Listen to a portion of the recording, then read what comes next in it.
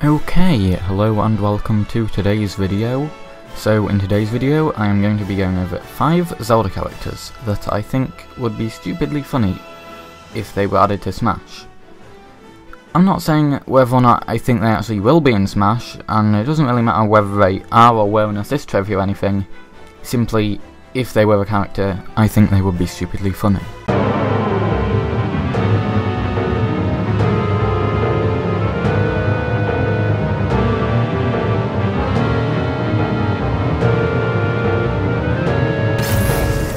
Right, coming in 5th is the moon.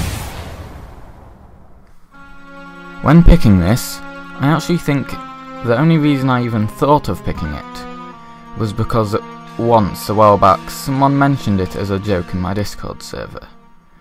But anyway, I couldn't not include this in the list now, because I mean, the moon itself looks odd enough having a face on it.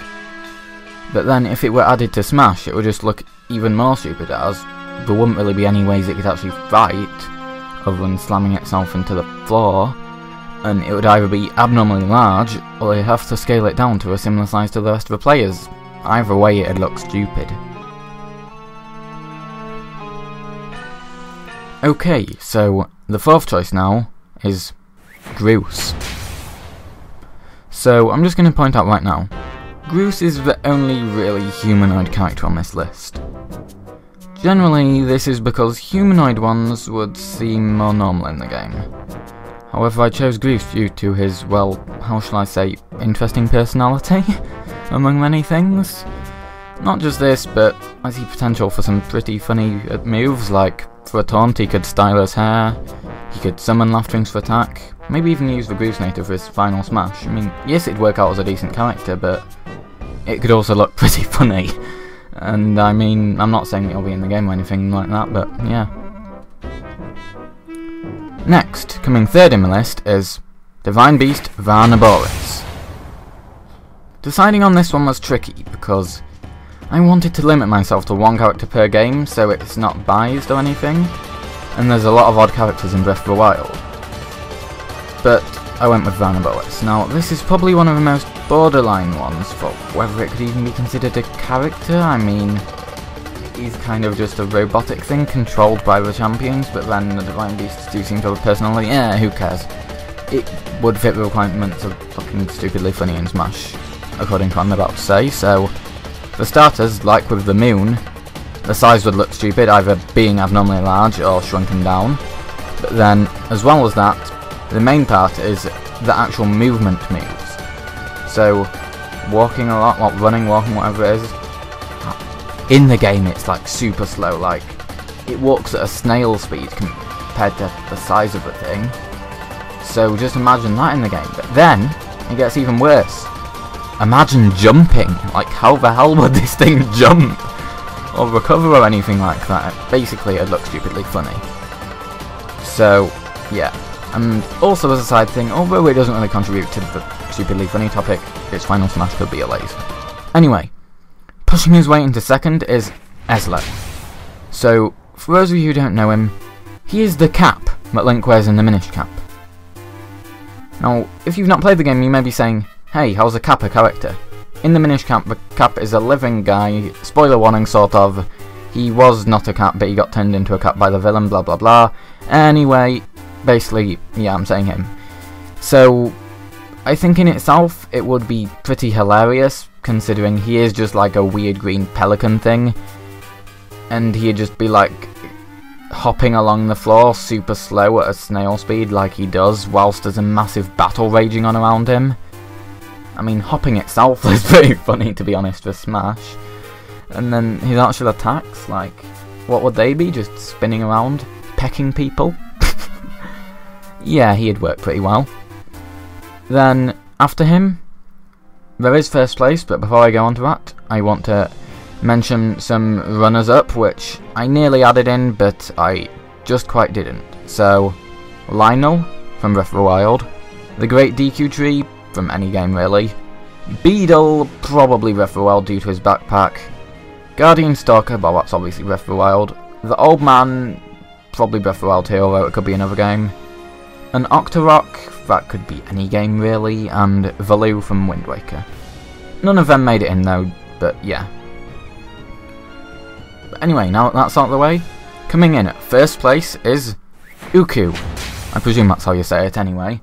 So, I picked Cuckoo for several reasons, but the biggest simply being that it is, in my opinion, the weirdest race in the whole series. Like, it's a cuckoo crossed with some sort of humanoid thing.